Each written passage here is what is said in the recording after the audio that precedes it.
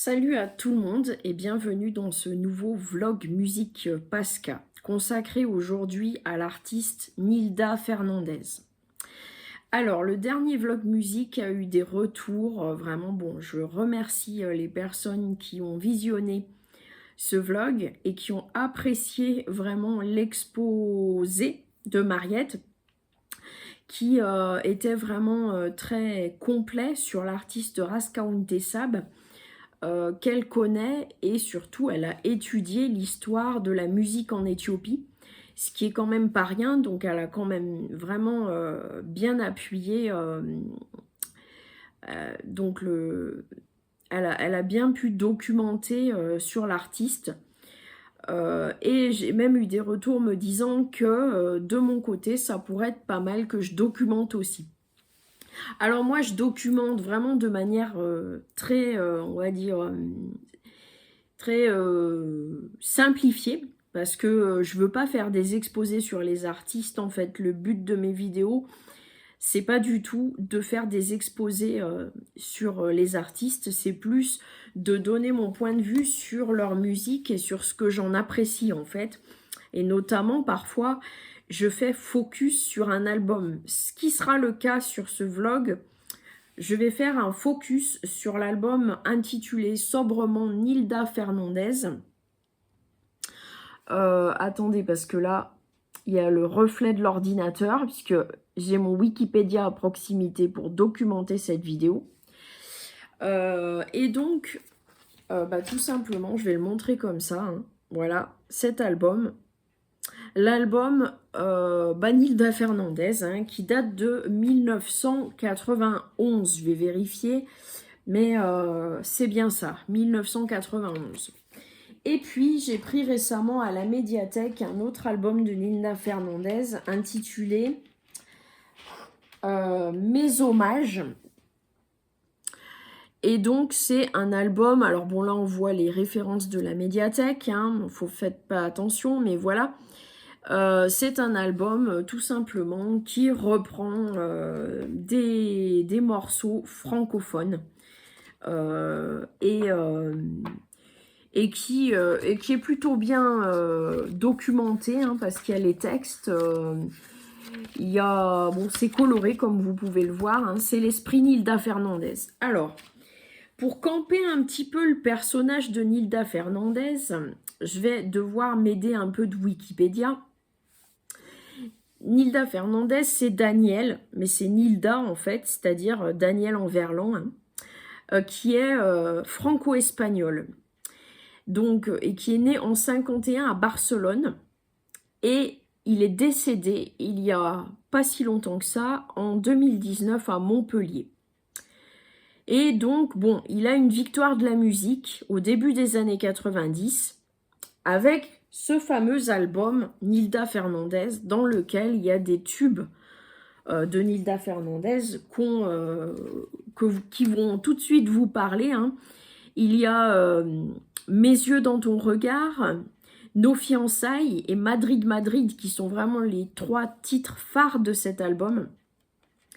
Et donc, bon, Mes yeux dans ton regard est top 9 en 92, ils disent. Hein.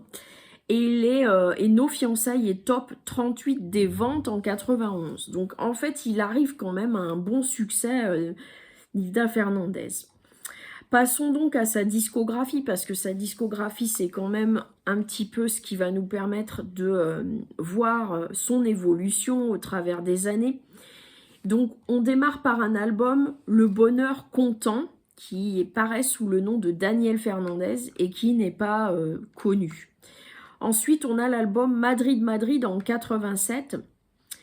Et puis, ce fameux album, donc, Nilda Fernandez, en 91. Et là, en fait, il y a bien le morceau Madrid Madrid et c'est une consécration pour lui. Ensuite, on a en 92 500... Alors, je ne sais plus comment on le dit en espagnol, je crois que c'est ciento. Oh là là. Non, ciento, c'est 100. 500, je dirais 500 comme ça, años.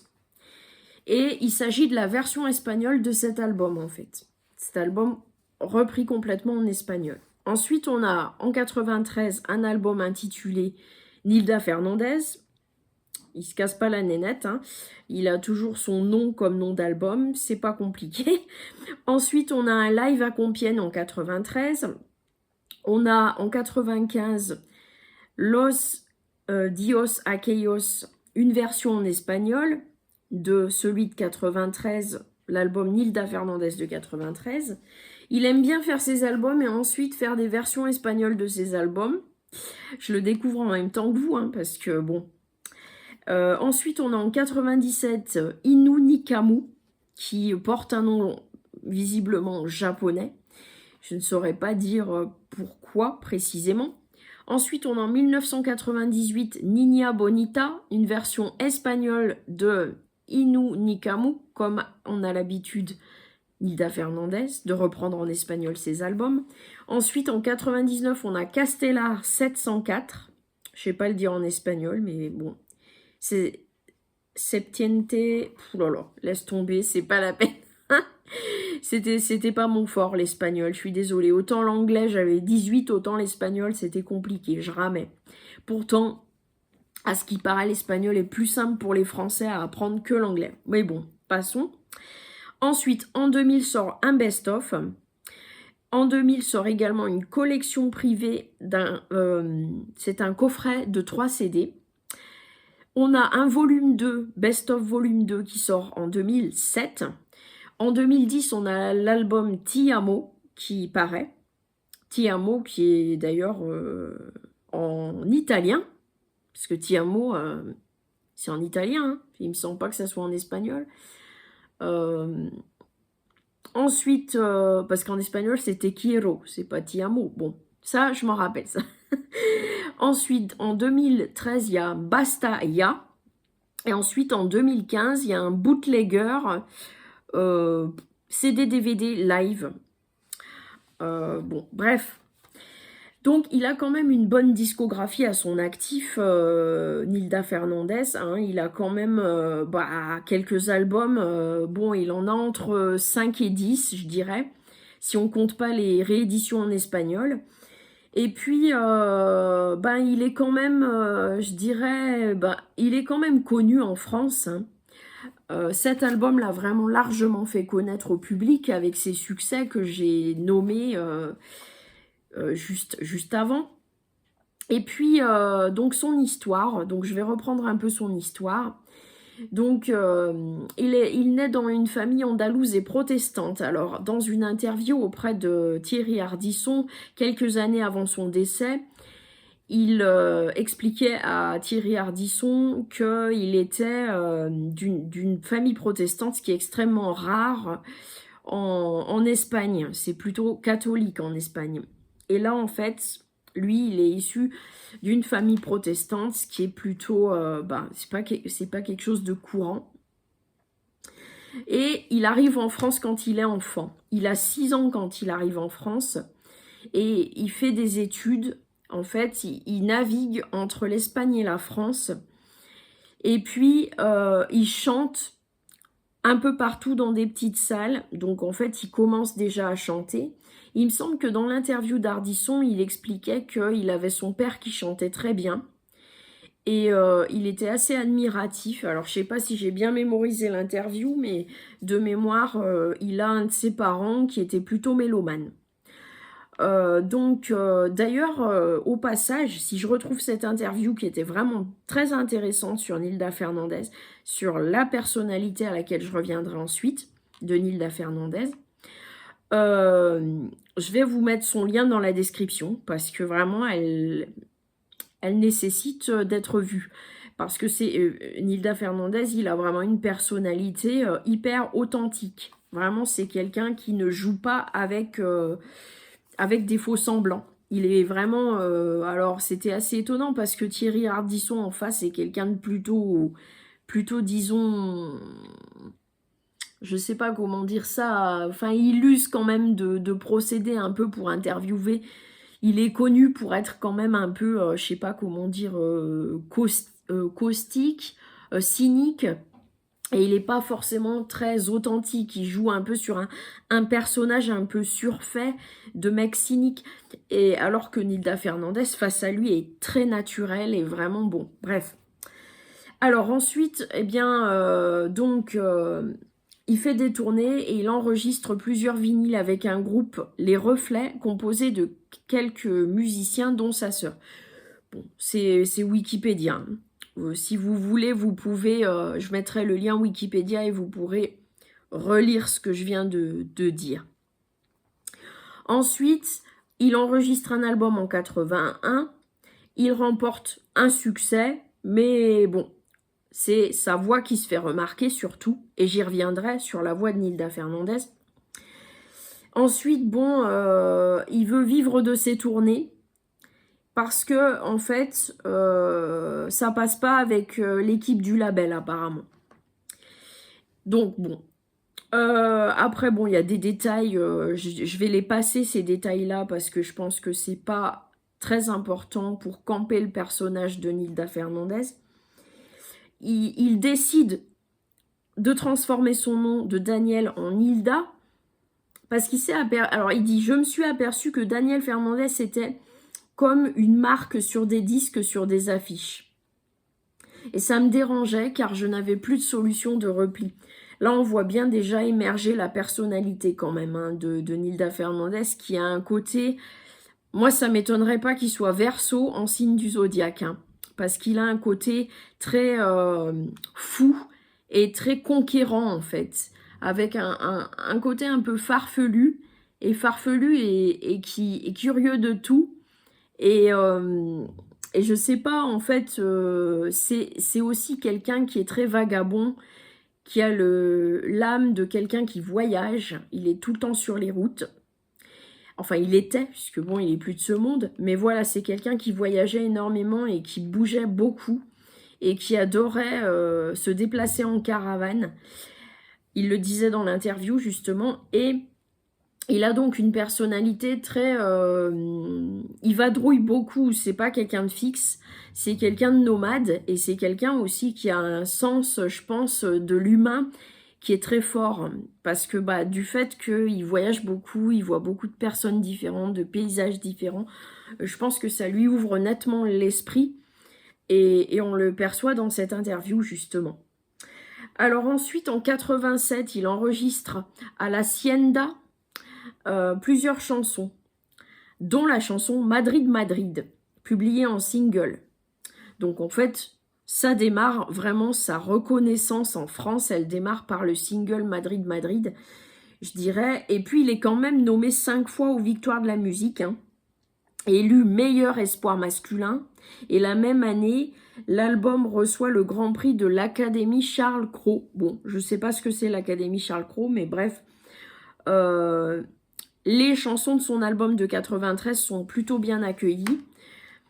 Et bon, alors après, je pense que si vous voulez en savoir plus, vous pourrez vous tourner sur la page de Wikipédia de laquelle j'ai extrait les informations.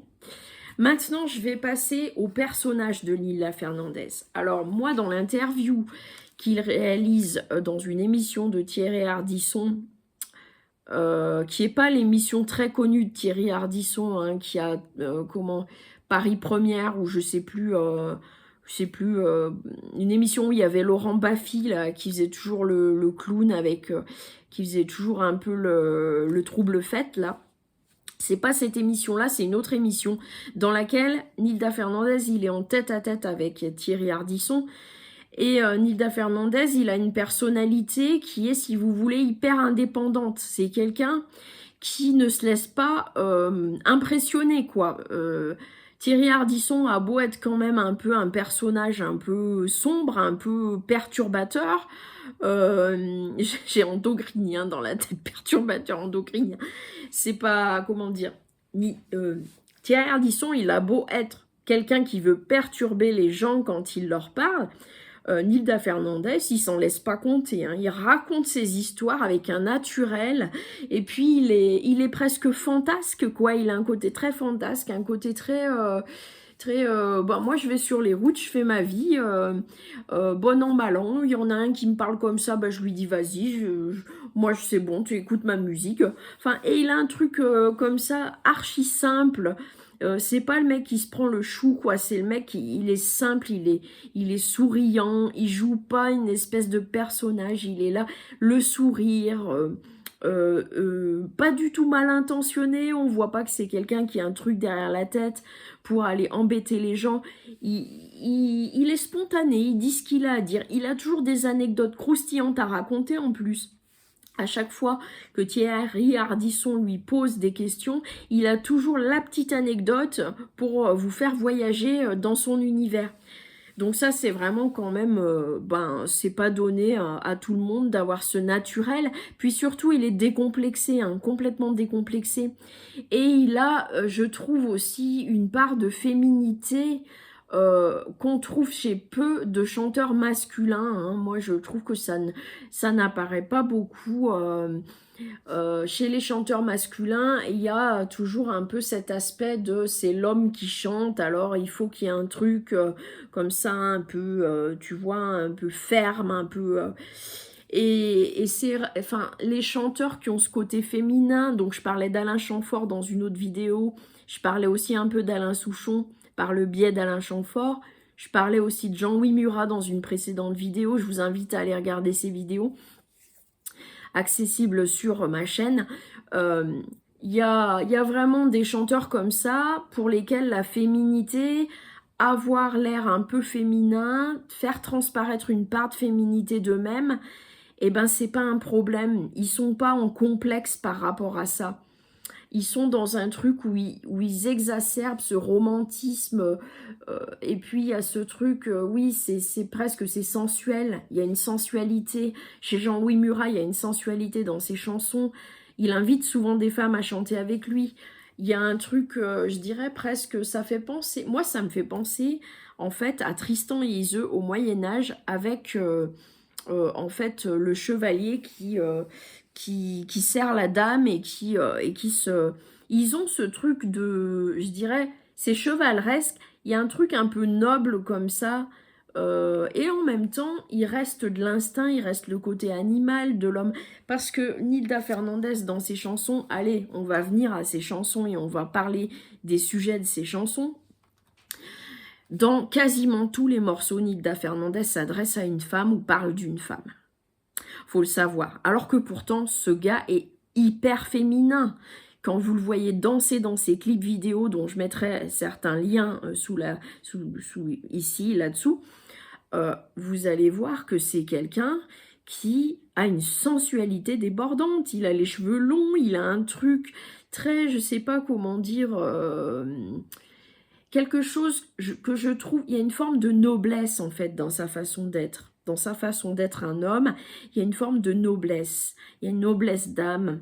Il y a quelque chose de l'ordre du respect profond de ses pairs, des êtres humains, des hommes comme des femmes. Et puis, il y a une forme d'humilité vis-à-vis des femmes et une forme presque je dirais, vraiment de comment on dit, préciosité, je ne sais pas si ça se dit. On ne sait plus les mots tellement on perd le vocabulaire aujourd'hui. Bon, une forme, quelque chose de précieux. Mon précieux, non, c'est pas à flûte. C'est pas le Gollum, hein, je vous le dis. C'est, en fait, il est précieux dans le sens, il a le sens des affaires, non pas du tout. Il a le sens de l'amour courtois. Voilà, c'est ça que je cherchais. L'amour courtois. Il y a un truc comme ça, très courtois et très presque les femmes qu'il côtoie dans ses morceaux, il en parle comme de choses vraiment que ça le bouleverse en fait. C'est des amours, il vit des amours qui le bouleversent et en même temps c'est comme s'il comprenait pas ça, qu'il y avait quelque chose qui lui échappait. Et on retrouve ça chez Alain Chamfort et on retrouve ça chez Jean-Louis Murat. Ce truc d'être un homme qui a une forme de féminité en lui, mais qui en même temps il est dépassé par les femmes, quoi. Dépassé par, c'est un mystère absolu, et non pas de rabaisser les femmes, ils sont dans une sorte presque de déification des femmes. C'est presque même, c'est presque caricatural même par moment. Je vais lire les paroles d'un morceau. Il me semble que c'est un des derniers.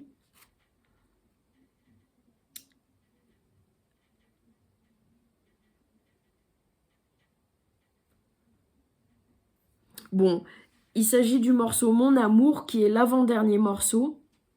Et dans le texte, il dit « Je t'aime et je te veux, j'en ai des larmes aux yeux. On se connaît si peu, mon amour. » Donc déjà là, il est inondé de larmes alors qu'il connaît même pas la nana presque. Hein.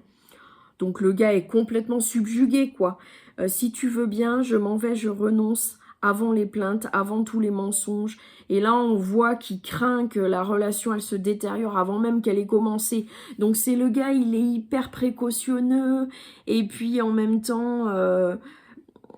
le morceau se termine par je t'aime et je t'attends et ça fait mal dedans et ça s'arrêtera quand mon amour.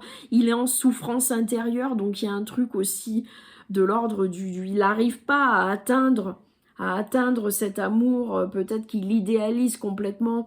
Il y a un truc de l'ordre du romantisme complètement exacerbé et qu'on retrouve aussi qu'on retrouve dans d'autres morceaux, par exemple dans le morceau Luisita, qui est chanté en espagnol, avec une partie parlée en français, dans laquelle il dit « Tu couvriras ma litière de feuilles de menthe, je répandrai sur ta couche des feuilles de lierre, tu appuieras ton genou tout contre mon ventre, je reposerai ma bouche dans ton cou, et nous passerons comme ça la moitié des saisons, et on passera comme ça ce novembre si dur. » Là, le gars, il est en fait dans une sensualité complètement débordante et il n'est pas dans un truc vulgaire ni sexuel. Il est dans quelque chose de sensuel et d'érotique. Et ça, vraiment, moi, je trouve que cette sensualité, ça n'apparaît pas chez tous les musiciens hommes. On n'a pas ça chez tous les musiciens hommes. Daniel Balavoine a sa façon. Un Daniel aussi, d'ailleurs, c'est drôle parce que je faisais une analogie entre Alain Chamfort, Alain Souchon, les deux Alain, et là, deux Daniel. Daniel Balavoine, Daniel Fernandez. Daniel Balavoine, il a cette manière, déjà... Alors, on va venir à la voix, justement, de Daniel Fernandez, en parlant de celle de Balavoine. Balavoine, il a une voix de femme. Moi, quand j'étais gamine et que je le voyais à la télé, Balavoine, je pensais que c'était une nana. Et je dis à maman, ouais, elle chante super bien, la dame. Et ma mère me disait, non, mais c'est un homme, hein. Il s'appelle Daniel. Et moi, je disais, bah oui, mais en fait, si tu fermes les yeux, honnêtement, il a une voix de femme, Daniel Balavoine. Et il y a, je veux dire, il y a, comment dire, il y a Liane Folly qui a repris un morceau qui est connu, La vie ne m'apprend rien. Daniel Balavoine chante plus haut que Liane Folly, qui a une voix plutôt, je dirais quand même de alto pour une femme. Hein. C'est une voix plutôt basse hein, pour une femme, alto il me semble. Alors que Balavoine, lui, il est... comment c'est pour les hommes? Je crois que c'est ténor. Je ne sais pas exactement. Enfin, il a une voix haute pour un homme. Et du coup, Balavoine, en fait, quand il chante, si vous voulez, moi j'ai acquis dernièrement la musique de Starmania. J'ai écouté les morceaux dans lesquels Balavoine y chante, notamment un qui est très connu, celui où il monte sur 3 ou 4 octaves, là, qui commence par « J'ai jamais eu les pieds sur terre ». J'aimerais bien être un oiseau. Enfin, je sais pas si vous voyez ce morceau là où en fait ça commence très grave et puis dans le refrain il monte à des hauteurs impressionnantes. Il va très haut, mais en plus d'aller très haut, il a une tessiture qui est fine, ce qui fait qu'il a une voix. Parce qu'il y a des mecs qui ont une voix aiguë, mais si tu les écoutes, ils chantent haut, mais t'entends que c'est une voix d'homme.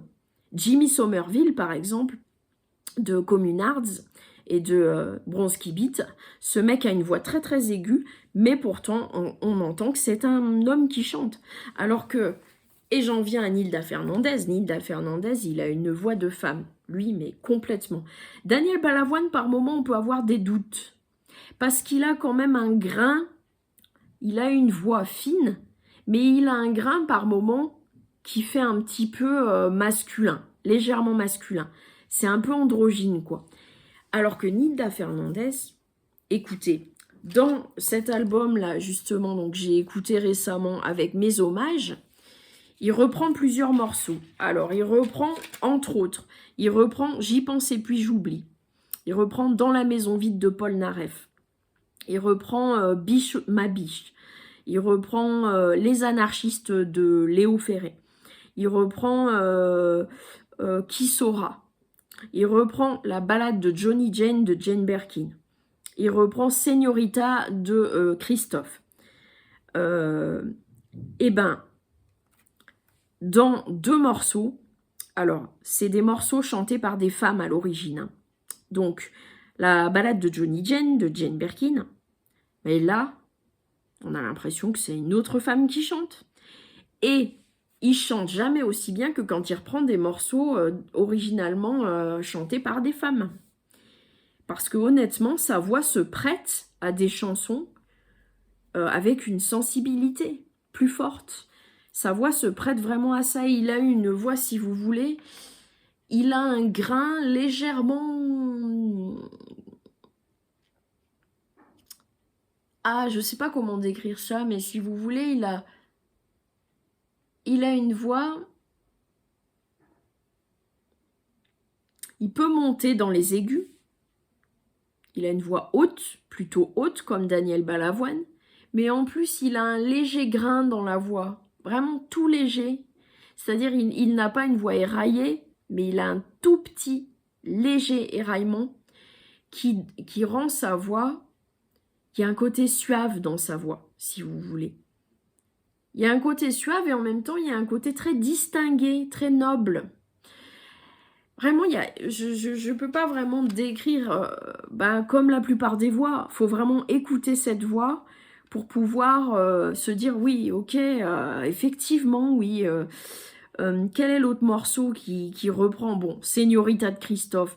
Christophe, on le sait bien, a une voix aussi très androgyne.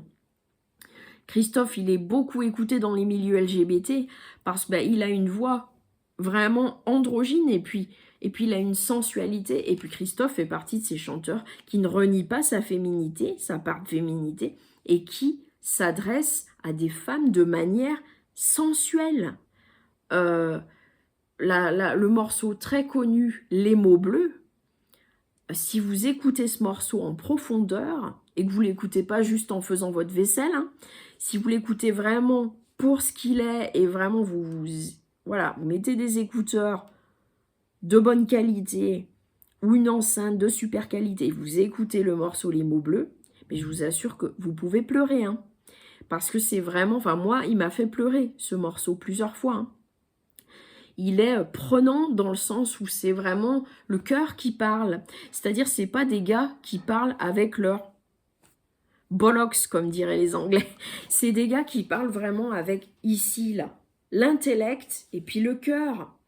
Et ça, ça fait du bien quand même d'entendre des hommes qui sont pas pour autant féminins. Excusez-moi, mais Daniel Balavoine, quand vous le voyez à la télévision dans les interviews qu'il a faites, c'est pas quelqu'un de féminin. C'est un mec un peu quand même. Il a des blousons de cuir, il a une coupe de footballeur. Je veux dire, voilà, et il est pas féminin.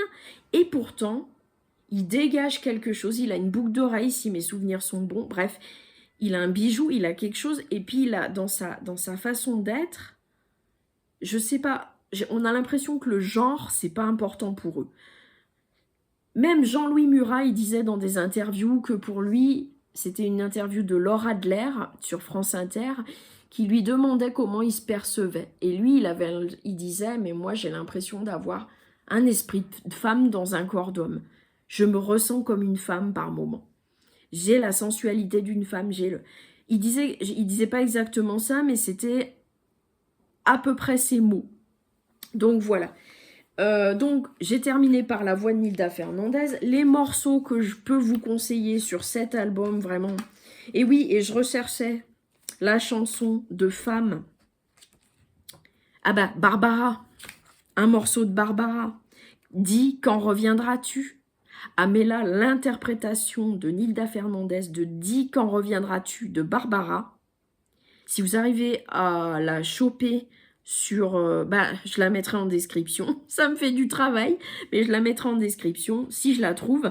Et vous verrez que son interprétation, il reprend Barbara, mais c'est... On a le sentiment que c'est une autre femme qui reprend Barbara. Moi, de toute manière, si je ferme les yeux, j'ai l'impression d'écouter une femme chanter. Hein. Donc bon. Après, lui aussi, il est très masculin. Regardez, j'ai une photo qui peut en attester. Qu'il a un côté très masculin quand même. C'est que bon, là, il est habillé à la manière espagnole, un peu d'un torero, on va dire. Mais comment dire, il a un truc, oui, il a un truc très... on peut pas dire qu'il est hyper féminin, on peut pas dire qu'il est hyper... Il est androgyne, en fait, voilà. Il est dans un truc entre deux, un peu là, vous voyez, bon... C'est vrai qu'on voit quand même, il a un visage très masculin. Bon, il est barbu, voilà, mais voilà, il a, si on arrive à le voir là, il a une boucle d'oreille. Il a les cheveux longs. Bon, les cheveux longs, c'est un truc de hard rocker, les cheveux longs. Donc, les hard rockers sont pas spécialement hyper féminins. Mais, ça, c'est un truc, moi, alors, le hard rock, c'est un mystère pour moi. Les mecs, c'est des testostéronés à bloc. Et ils ont les cheveux longs. Donc ça, je comprends pas, parce que les cheveux longs, c'est quand même une marque de féminité. J'ai jamais compris ce truc, mais bon. Voilà, là, on a une image de lui, et avec son côté très libertaire, enfin, liberté, quoi. Libertaire, ça a un sens bien plus précis. Mais en tout cas, quelqu'un qui est épris de liberté. Et donc, voilà. Alors, les chansons, je vais terminer par ça, parce que je suis déjà à la demi-heure. Alors, les chansons, les chansons à connaître, bien évidemment, Mes yeux dans ton regard, Nos fiançailles, Madrid, Madrid, dont les clips, je pense, sont accessibles ici. Ensuite, il y a des morceaux qui sont drôles. Il y a le morceau Croisière sur le Nil, où en fait, il est pris en otage par une journaliste ou une nana, je sais plus, en gros... il se retrouve dans une croisière sur le Nil avec une fille qui, en fait, lui veut pas du bien. Et il décrit ça de manière... c'est un peu rocambolesque, c'est rigolo. L'invitation à Venise, il y a un petit côté un peu... Alors, c'est sérieux, mais à la fois, c'est un peu, comment dire... il me semble que dans le texte, à un moment, il dit « avant que la ville coule », avant que Venise coule, ou un truc dans le style. Donc, il y a un côté un petit peu décalé aussi... Voilà, faut que je t'invite à Venise avant que l'eau l'ait noyé. Donc il y a un truc un peu comme ça, c'est romantique, mais en même temps, je suis un peu en décalage, quoi. Faut vite qu'on se magne avant que Venise coule, quoi. En gros, enfin, il y a un truc comme ça. Et Daniel Fernandez, il a vraiment ce truc d'être à la fois dans quelque chose de très romantique, suave, qui fait rêver un peu, rêveur. Et parallèlement, il y a ce côté drôle, un peu fanfaron, là, qu'il a aussi dans l'interview, vous verrez, si vous la regardez, qui est pas très longue, donc je vous conseille de la regarder si vous avez envie d'être, par curiosité, de voir son personnage, comment il est. Et puis, qu'est-ce que je voulais dire d'autre? Je vais terminer là-dessus. Hein. Bien sûr, je vais mettre les liens ci-dessous. D'abord sur la page Wikipédia, sur ses clips, sur cette fameuse interview de Thierry Ardisson. Et puis bon, voilà, je pense que là, la vidéo était un peu plus documentée que d'habitude. Vous me direz ce que vous en pensez, si le fait de documenter un petit peu, c'est quand même pas mal. À la base, je voulais pas du tout parler de Nilda Fernandez, je voulais parler du groupe Placebo, pour lequel je n'ai pas fait de vidéo comme celle-ci, préenregistrée. J'avais fait une vidéo en direct en anglais dans laquelle il n'y avait pas un réseau super, donc on m'entend mal, on me voit pas très bien. Je parle en anglais en plus, et c'est du direct, c'était du direct pendant le confinement. Donc je pense que la prochaine vidéo sera probablement sur Placebo et le début de la discographie de Placebo qui, moi, m'intéresse plus que l'ensemble de leur discographie. Merci d'avoir suivi ce vlog. À bientôt pour un prochain vlog.